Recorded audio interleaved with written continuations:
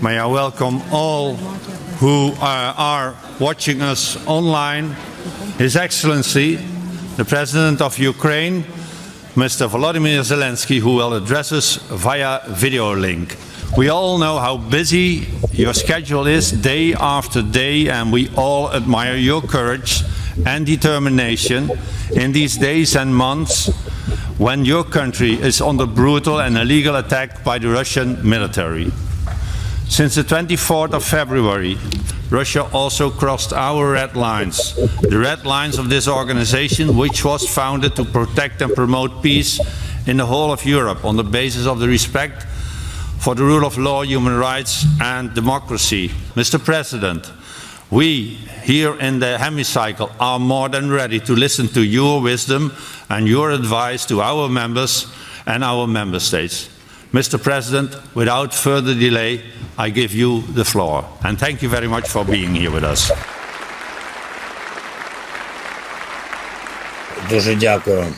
Thank you.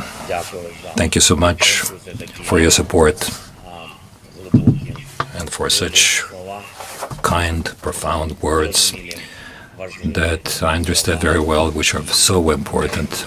The messages, the actions that I hear from you, dear Mr. President, Secretary General, ladies and gentlemen, present there, dear Europeans, I'm very grateful to you for this possibility to talk to you today. These days, Ukraine wakes up every morning with two questions. What else has become the target of the Russian terror in the previous night? And where else our forces were able to prevail over the terrorists? And when I say these days, I don't mean just 2 days or a week, not even a month. The Russian terrorist war against Ukraine has been going on for 232 days. And that's after 8 years of war in Donbass.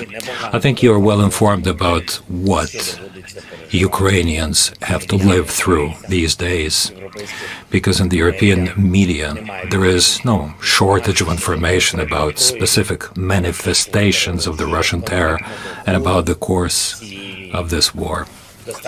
The Ukrainian delegation at the Parliamentary Assembly is working quite effectively, stressing what is important for Ukraine and for all of Europe.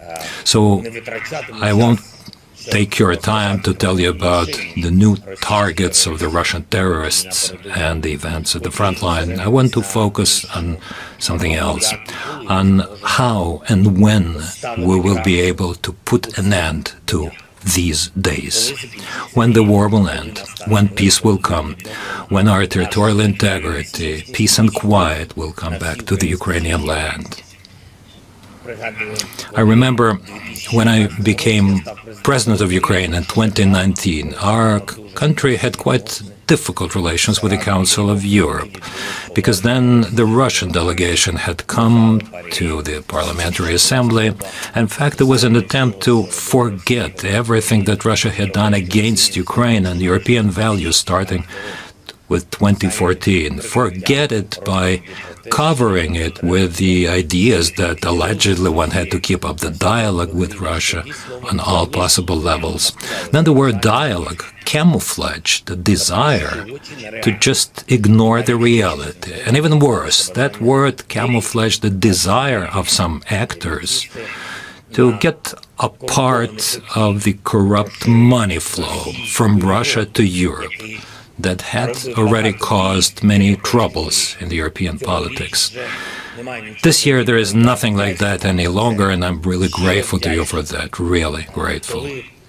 When Russia started its full-fledged invasion, you quickly adopted a very principled decision and you expelled the aggressor state from the Council of Europe.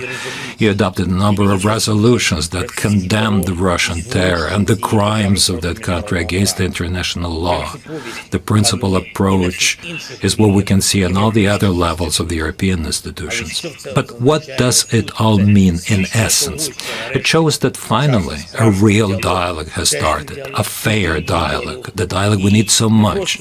And it's just not just the word dialogue that camouflages something, but a real search for solutions. It's a dialogue between Europeans, dialogue about how we should save people's lives, how we should protect our joint values, and how Europe should withstand when they're attacking everything which is fundamental for peace.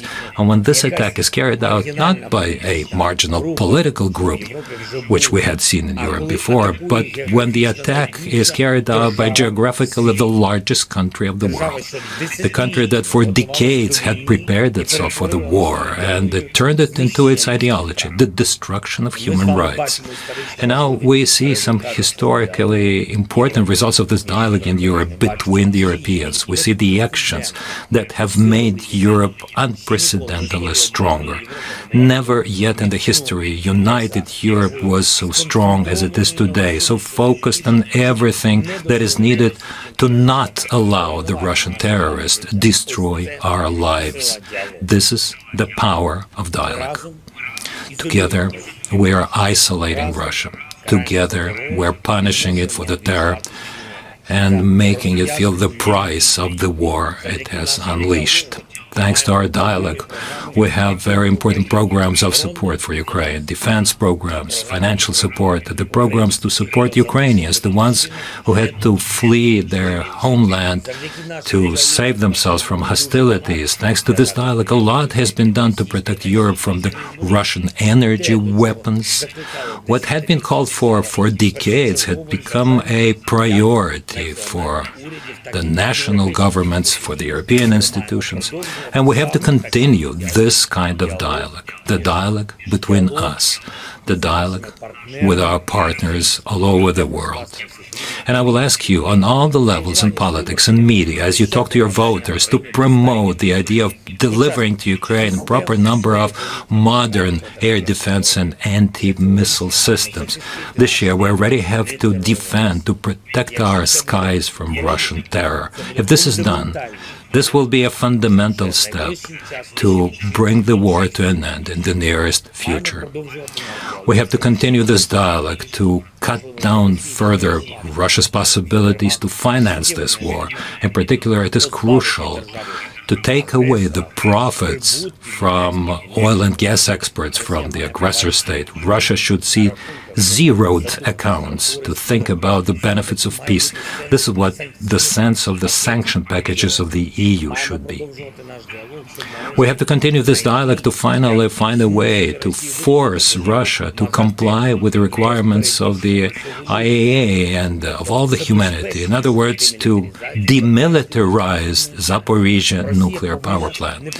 Russia should not only take all its military equipment from there, but to take all of its soldiers from there. We have to continue this dialogue so to make Russia responsible as the aggressor state and every Russian murderer and butcher for all the crimes in this war, for every manifestation of their terror. When these legal mechanisms are created, when they start working, this will become one of the most powerful guarantees for long-term peace.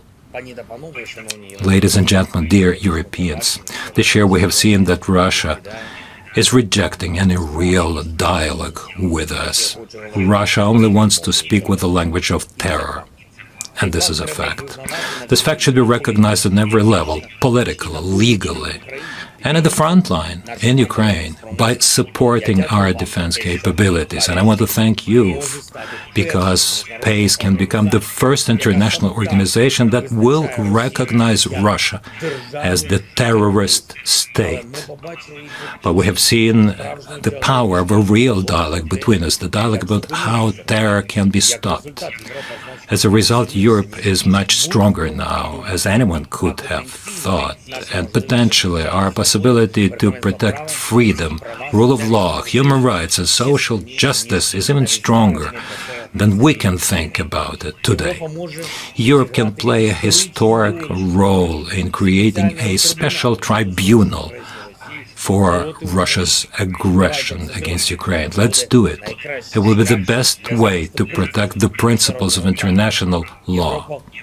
Europe can become a leader in all the efforts to pay back the losses created by the war. We have to create a proper compensation mechanism.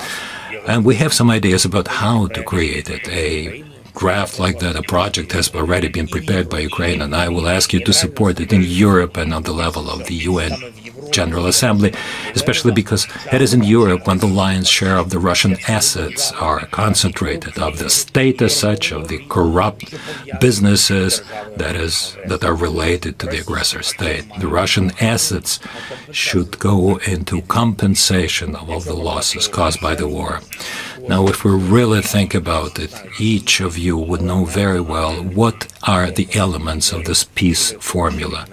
You all hear what this dialogue in Ukraine and in Europe is about and in the world to stop this war, to bring peace back. Ukraine has proposed its road toward peace.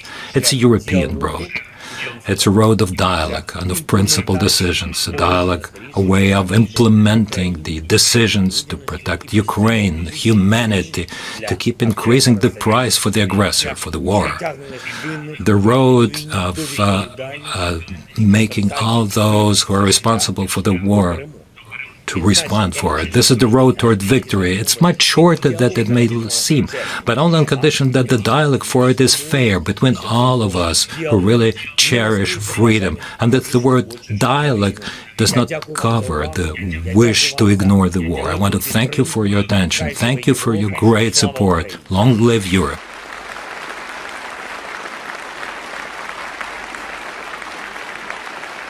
Дуже дякую.